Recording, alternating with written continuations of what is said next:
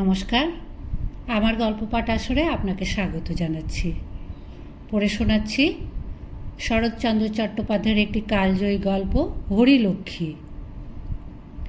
যাহা লইয়া এই গল্পের উৎপত্তি তাহা ছোট, তথাপি এই ছোট ব্যাপারটুকু অবলম্বন করিয়া হরিলক্ষ্মীর জীবনে যাহা ঘটিয়া গেল তাহা ক্ষুদ্রও নহে, তুচ্ছও নহে। সংসারে এমনই হয়। বেলপুরের দুই শরিক শান্ত নদীকূলে জাহাজের পাশে জেলে ডিঙির মতো একটি অপরটির পাশে নিরুপদ্রবেই বাঁধা ছিল। অকস্মাৎ কোথাকার একটা উড়ো ঝড়ে তরঙ্গ তুলিয়া জাহাজের দড়ি কাটিল, নোঙর ছিঁড়িল। এক মুহূর্তে ক্ষুদ্র তরণী কী করিয়া যে বিধ্বস্ত হইয়া গেল তাহার হিসাব পাওয়াই গেল না।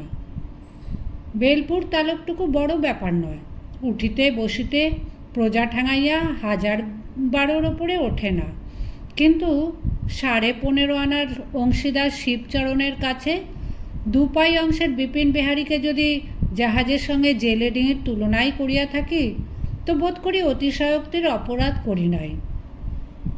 দূর হইলেও জ্ঞাতি, এবং 6-7 পুরুষ পূর্বে ভদ্রাসন উভয়ের একত্রই ছিল, কিন্তু আজ একজনের ত্রিতল অট্টালিকা গ্রামের মাথায় চড়িয়াছে এবং অপরের জীর্ণ গৃহ দিনের পর দিন ভূমিশয্যা গ্রহণের দিকেই মনোনিবেশ করিয়াছে। তবু এমনইভাবে দিন কাটিতেছিল এবং এমনই করিয়াই বাকি দিনগুলা বিপিনে সুখে দুঃখে নির্বিবাদেই কাটিতে পারিত। কিন্তু যে মেঘখণ্ডটুকু উপলক্ষ করিয়া অকালে ঝঞ্ঝা উঠিয়া সমস্ত বিপর্যস্ত করিয়া দিল তাহা এইরূপ। 15.5 আনার অংশীদার শিবচরণের হঠাৎ পত্নী বিয়োগ ঘটিলে বন্ধুরা কহিলেন, 40-41 কি আবার একটা বয়স, তুমি আবার বিবাহ করো। শত্রুপক্ষে ওরা শুনিয়া হাসিল, কহিল, 40 তো শিবচরণের 40 বছর আগে পার হয়ে গেছে, অর্থাৎ কোনোটাই সত্য নয়। আসল কথা, বড়বাবুর দিব্য গৌর বর্ণ নাদুস নুদুস দেহ, সুপুষ্ট মুখের পরে রোমের চিহ্ন মাত্র নাই। যথাকালে দাড়ি গোঁফ না গজানোর সুবিধা হয়তো কিছু আছে, কিন্তু অসুবিধাও বিস্তর। বয়স আন্দাজ করা ব্যাপারে যাহারা নিচের দিকে যাইতে চাহে না, ওপরের দিকে তাহারা যে অঙ্কের কোন কোঠায় গিয়া ভর দিয়া দাঁড়াইবে তাহা নিজেরাই ঠাহর করিতে পারে না। সে যাই হোক, অর্থশালী পুরুষের যে কোনো দেশেই বয়সের অজুহাতে বিবাহ আটকায় না, বাংলাদেশে তো নয়ই। মাস দেড়েক শোক তাপ না করিয়া গেল। তাহার পরে হরিলক্ষ্মীকে বিবাহ করিয়া শিবচরণ বাড়ি আনিলেন। শূন্য গৃহ একদিনেই 16 কলায় পরিপূর্ণ হইয়া উঠিল। কারণ শত্রুপক্ষ যাহাই কেননা বলুক, প্রজাপতি যে সত্যই তাহার প্রতি এবার অতিশয় প্রসন্ন ছিলেন তাহা মানিতেই হইবে। তাহারা গোপনে বলা বলি করিল, পাত্রের তুলনায় নববধূ বয়সের দিক দিয়ে একেবারেই যে বেমানান হয় নাই, তবে 2-1টি ছেলে মেয়ের সঙ্গে লইয়া ঘরে ঢুকিলে আর খুঁত ধরিবার কিছু থাকিত না। তবে সে যে সুন্দরী এই কথা তাহারা স্বীকার করিল। ফল কথা, সচরাচর বড় বয়সের চেয়েও লক্ষ্মীর বয়সটা কিছু বেশি হইয়া গিয়াছিল, বোধ করি 19-এর কম হইবে না। তাহার পিতা আধুনিক নব্যতন্ত্রের লোক, যত্ন করিয়া মেয়েকে বেশি বয়স পর্যন্ত শিক্ষা দিয়া ম্যাট্রিক পাস করাইয়াছিলেন। তাহার অন্য ইচ্ছা ছিল, শুধু ব্যবসা ফেল করিয়া আকস্মিক দারিদ্র্যের জন্যে এই সুপাত্রে কন্যা অর্পণ করিতে বাধ্য হইয়াছিলেন। লক্ষ্মীর শহরের মেয়ে, স্বামীকে 2-4 দিনেই চিনিয়া ফেলিল। তাহার মুশকিল হইল এই যে, আত্মীয় মিশ্রিত বহু পরিজন পরিবৃত বৃহৎ সংসারের মধ্যে সে মন খুলিয়া কাহারও সহিত মিশিতে পারিল না। ওদিকে শিবচরণের ভালোবাসার তো অন্ত রহিল না। শুধু কেবল বৃদ্ধের তরুণী ভার্যা বলিয়াই নয়, সে যেন একেবারে অমূল্য নিধি লাভ করিল। বাটের আত্মীয়ার দল কোথায় কি করিয়া যে তাহার মন জোগাইবে খুঁজিয়া পাইল না। একটা কথা সে প্রায় শুনিতে পাইত, এইবার মেজবউয়ের মুখে কালি পড়িল, কি রূপে, কি গুণে, কি বিদ্যা বুদ্ধিতে, এতদিনে তাহার গর্ব খর্ব হইল। কিন্তু এত করিয়াও সুবিধা হইল না। মাস দুয়েকের মধ্যে লক্ষ্মী অসুখে পড়িল। এই অসুখের মধ্যেই একদিন মেজবউয়ের সাক্ষাৎ মিলিল। তিনি বিপিনের স্ত্রী। বড় বাড়ির নূতন বধূর জ্বর শুনিয়া দেখিতে আসিয়াছিলেন। বয়সে বোধ হয় 2-3 বছরের বড়। তিনি যে সুন্দরী তাহা মনে মনে লক্ষ্মী স্বীকার করিল। কিন্তু এই বয়সেই দারিদ্র্যের ভীষণ কষাঘাতের চিহ্ন তাহার সর্বাঙ্গে সুস্পষ্ট হইয়া উঠিয়াছে। সঙ্গে বছর 6 একটি ছেলে, সেও রোগা। লক্ষ্মী শয্যার একধারে সযত্নে বসিতে স্থান দিয়া ক্ষণকাল নিঃশব্দে চাহিয়া চাহিয়া দেখিতে লাগিল। হাতে কয়েকগাছি সোনার চুড়ি ছাড়া আর কোনো অলঙ্কার নাই। পরনে ঈষৎ মলিন একখানি রাঙা পাড়ের ধুতি, বোধহয় তার স্বামীর হইবে। পল্লীগ্রামের প্রথামতো ছেলেটি দিগম্বর নয়, তাহারও কোমরে একখানি শিউলি ফুলে ছোপানো ছোট কাপড় জড়ানো। লক্ষ্মী তাহার হাতখানি টানিয়া লইয়া আস্তে আস্তে বলিল, ভাগ্যে জ্বর হয়েছিল, তাই তো আপনার দেখা পেলুম। কিন্তু সম্পর্কে আমি বড় যা হই মেজবউ, শুনেছি মেজ ঠাকুরপো এর চেয়ে ঢের ছোট। মেজবউ হাসি মুখে কইল, সম্পর্কে ছোট হলে কি তাকে আপনি বলে? লক্ষ্মী কহিল, প্রথম দিন এই যা বললুম, নইলে আপনি বলবার লোক আমি নই। কিন্তু তাই বলে তুমিও যেন আমাকে দিদি বলে ডেকো না, ও আমি সইতে পারবো না। আমার নাম লক্ষ্মী। মেজবউ কহিল, নামটি বলে দিতে হয় না দিদি, আপনাকে দেখলেই জানা যায়। আর আমার নাম কি জানি, কে যে ঠাট্টা করে কমলা রেখেছিলেন। এই বলিয়া সে সকৌতুকে একটুখানি হাসিল মাত্র। হরিলক্ষ্মীর ইচ্ছা করিল সেও প্রতিবাদ করিয়া বলে, তোমার পানে তাকালেও তোমার নামটি বোঝা যায়। কিন্তু অনুকৃতির মতো শুনাইবার ভয় বলিতে পারিল না। কহিল, আমাদের নামের মানে এক। কিন্তু মেজবউ, আমি তোমাকে তুমি বলতে পারলুম, তুমি পারলে না। মেজবউ সহাস্যে জবাব দিলে, হঠাৎই নাই পারলুম দিদি। এক বয়স ছাড়া আপনি সকল বিষয়েই আমার বড়। যাক না 2 দিন, দরকার হলে বদলে নিতে কতক্ষণ। হরিলক্ষ্মীর মুখে সহসা ইহার প্রত্যুত্তর জোগাইল না। কিন্তু সে মনে বুঝিল এই মেয়েটি প্রথম দিনের পরিচয়টিকে মাখামাখিতে পরিণত করিতে চাহে না। কিন্তু কিছু একটা বলিবার পূর্বেই মেজবউ উঠিবার উপক্রম করিয়া কহিল, এখন তাহলে উঠি দিদি, কাল আবার। লক্ষ্মী বিস্ময়পন্ন হইয়া বলিল, এখনই যাবে কীরকম, একটু বসো। মেজবউ কহিল, আপনি হুকুম করলে তো বসতেই হবে, কিন্তু আজ যাই দিদি, ওর আসবার সময় হলো। এই বলিয়া সে উঠিয়া দাঁড়াইল এবং ছেলের হাত ধরিয়া যাইবার পূর্বে সহাস্য বদনে কহিল, আসি দিদি, কাল একটু সকাল সকাল আসবো, কেমন? এই বলিয়া ধীরে ধীরে বাহির হইয়া গেল। বিপিনের স্ত্রী চলিয়া গেলে হরিলক্ষ্মী সেই দিকে চাহিয়া চুপ করিয়া পড়িয়া রহিল। এখন জ্বর ছিল না, কিন্তু গ্লানি ছিল। তথাপি কিছুক্ষণের জন্য সমস্ত সে ভুলিয়া গেল। এতদিন গ্রাম ঝাঁটাইয়া কত বউঝি যে আসিয়াছে তাহার সংখ্যা নাই, কিন্তু পাশের বাড়ির দরিদ্র ঘরের এই বধূর সহিত তাহাদের তুলনাই হয় না। তাহারা যাচিয়া আসিয়াছে, উঠিতে চাহে না, আর বসিতে বলিলে তো কথাই নাই। সে কত প্রগলভতা, কত বাচালতা, মনোরঞ্জন করিবার কত কি লজ্জাকর প্রয়াস। ভারাক্রান্ত মন তাহার মাঝে মাঝে বিদ্রোহী হইয়া উঠিয়াছে। কিন্তু ইহাদেরই মধ্যে হইতে অকস্মাৎ কে আসিয়া তাহার রোগশয্যায় মুহূর্ত কয়েকের তরে নিজের পরিচয় দিয়া গেল। তাহার বাপের বাড়ির কথা জিজ্ঞাসা করিবার সময় হয় নাই, কিন্তু প্রশ্ন না করিয়াও লক্ষ্মী কি জানি কেমন করিয়া অনুভব করিল তাহার মতো সে কিছুতেই কলিকাতার মেয়ে নয়। পল্লী অঞ্চলে লেখাপড়া জানে বলিয়া বিপিনের স্ত্রীর একটা খ্যাতি আছে। লক্ষ্মী ভাবিল, খুব সম্ভব বউটি সুর করিয়া রামায়ণ মহাভারত পড়িতে পারে, কিন্তু তাহার বেশি নহে।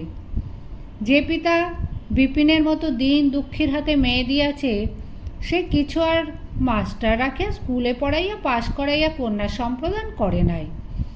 উজ্জ্বল শ্যাম ফর্সা বলা চলে না, কিন্তু রূপের কথা ছাড়িয়া দিয়াও শিক্ষা, সংসর্গ, অবস্থা কিছুতেই তো বিপিনের স্ত্রী তাহার কাছে দাঁড়াইতে পারে না। কিন্তু একটা ব্যাপারে লক্ষ্যে নিজেকে যেন ছোট মনে হইল, তাহার কণ্ঠস্বর। সে যেন গানের মতো, আর বলিবার ধরনটি একেবারে মধু দিয়া ভরা। এতটুকু জরিমা নাই, কথাগুলি যেন সে বাড়ি হইতে কণ্ঠস্থ করিয়া আসিয়াছিল, এমনই সহজ। কিন্তু সবচেয়ে যে বস্তু তাহাকে বেশি বিদ্ধ করিল, সে ওই মেয়েটির দূরত্ব। সে যে দরিদ্র ঘরের বধূ, তাহা মুখে না বলিয়াও এমন করিয়াই প্রকাশ করিল যেন ইহাই তাহার স্বাভাবিক, যেন এছাড়া আর কিছুই তাহাকে কোনো মতেই মানাইত না। দরিদ্র, কিন্তু কাঙাল নয়। এক পরিবারের বধূ, একজনের পীড়ায় আর একজন তাহার তত্ত্ব লইতে আসিয়াছে। ইহার অতিরিক্ত লেশ মাত্রও কোনো উদ্দেশ্য নাই। সন্ধ্যার পরে স্বামী দেখিতে আসিলে হরিলক্ষ্মী নানান কথার পরে কহিল, আজ ও বাড়ির মেজবউ ঠাকরুনকে দেখলাম। শিবচরণ কহিল, কাকে? বিপিনের বউকে? লক্ষ্মী কহিল, হ্যাঁ, আমার ভাগ্য সুপ্রসন্ন। এতকাল পরে আমাকে নিজেই দেখতে এসেছিলেন, কিন্তু মিনিট পাঁচেকের বেশি বসতে পারলেন না, কাজ আছে বলে উঠে গেলেন। শিবচরণ কহিল, কাজ? আরে, ওদের দাসী আছে না চাকর আছে? বাসন মাজা থেকে হাঁড়ি ঠেলা পর্যন্ত। কই, তোমার মতো শুয়ে বসে গায়ে ফুঁ দিয়ে কাটাক তো দেখি। এক ঘটি জল পর্যন্ত আর তোমাকে গড়িয়ে খেতে হয় না। নিজের সম্বন্ধে এইরূপ মন্তব্য হরিলক্ষ্মীর অত্যন্ত খারাপ লাগিল, কিন্তু কথাগুলো নাকি তাহাকে বাড়াইবার জন্যই, লাঞ্ছনার জন্য নহে, এ মনে করিয়া সে রাগ করিল না। বলিল, শুনেছি নাকি মেজবউর বড় গুমর, বাড়ি ছেড়ে কোথাও যায় না? শিবচরণ কহিল, যাবে কোত্থেকে? হাতে কগাছি চুড়ি ছাড়া ছাইও নেই, লজ্জায় মুখ দেখাতে পারে না। হরিলক্ষ্মী একটুখানি হাসিয়া বলিল, কিসের লজ্জা? দেশের লোক কি ওর গায়ে জড়োয়া গয়না দেখবার জন্য ব্যাকুল হয়ে আছে, না দেখতে না পেলে ছি ছি করে? শিবচরণ কহিল, জড়োয়া গয়না? আমি যা তোমাকে দিয়েছি, কোন শালার বেটা তা চোখে দেখেছে? পরিবারকে আজ পর্যন্ত দুগাছা চুড়ি ছাড়া আর গড়িয়ে দিতে পারলি নে।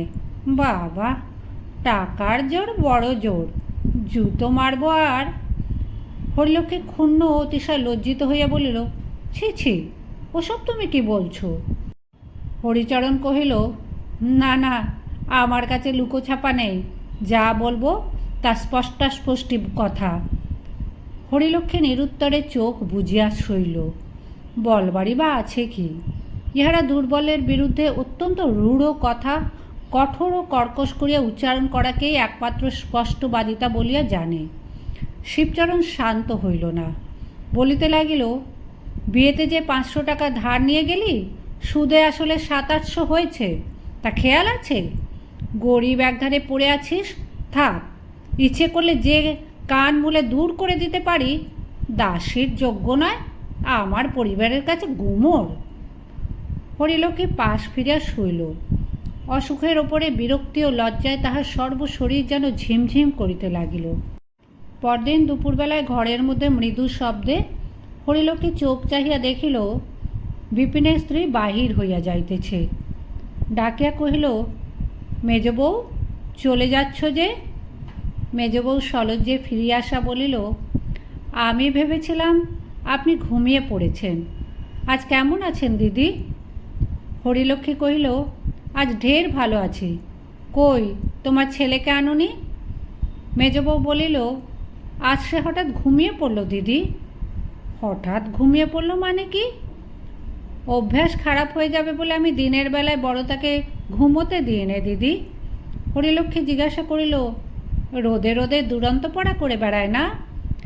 মেজবউ কহিল, করে বই কি, কিন্তু ঘুমোনোর চেয়ে সে বরঞ্চ ভালো। তুমি নিজে বুঝি কখনো ঘুমোও না? মেজবউ হাসি মুখে ঘাড় নাড়িয়া বলিল, না। হরিলক্ষ্মী ভাবিয়াছিল, মেয়েদের স্বভাবের মতো এবার হয়তো সে তাহার অনবকাশের দীর্ঘ তালিকা দিতে বসবে, কিন্তু সে সেরূপ কিছুই করিল না। ইহার পরে অন্যান্য কথাবার্তা চলিতে লাগিল। কথায় কথায় হরিলক্ষ্মী তাহার বাপের বাড়ির কথা, ভাই বোনের কথা, মাস্টারমশাইয়ের কথা, স্কুলের কথা, এমনকি তাহার ম্যাট্রিক পাস করার কথাও গল্প করিয়া ফেলিল। অনেকক্ষণ পরে যখন হুঁশ হইল তখন স্পষ্ট দেখিতে পাইল শ্রোতা হিসাবে মেজবউ যত ভালোই হোক, বক্তা হিসাবে একেবারে অকিঞ্চিৎকর। নিজের কথা সে প্রায় কিছুই বলে নাই। প্রথমটা লক্ষ্মী লজ্জা বোধ করিল, কিন্তু তখনই মনে করিল আমার কাছে গল্প করিবার মতো তাহার আছেই বাকি। কিন্তু কাল যেমন এই বধূটির বিরুদ্ধে মন তাহার অপ্রসন্ন হইয়া উঠিয়াছিল, আজ তেমনই ভারী একটা তৃপ্তি বোধ করিল। দেওয়ালের মূল্যবান ঘড়িতে নানাবিধ বাজনা বাদ্য করিয়া 3টা বাজিল।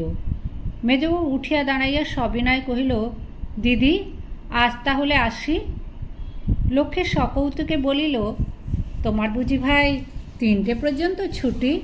ঠাকুরপো নাকি কাঁটায় কাঁটায় ঘড়ি মিলিয়ে বাড়ি ঢোকেন? মেজবউ কহিল, আজ তিনি বাড়িতেই আছেন। লক্ষ্মী কহিল, আজ কেন তবে আর একটু বসো না? মেজবউ বসিল না, কিন্তু যাবার জন্য পা বাড়াইল না। আস্তে আস্তে বলিল, দিদি, আপনার কত শিক্ষা দীক্ষা, কত লেখা পড়া, আমি পাড়া গাঁয়ের।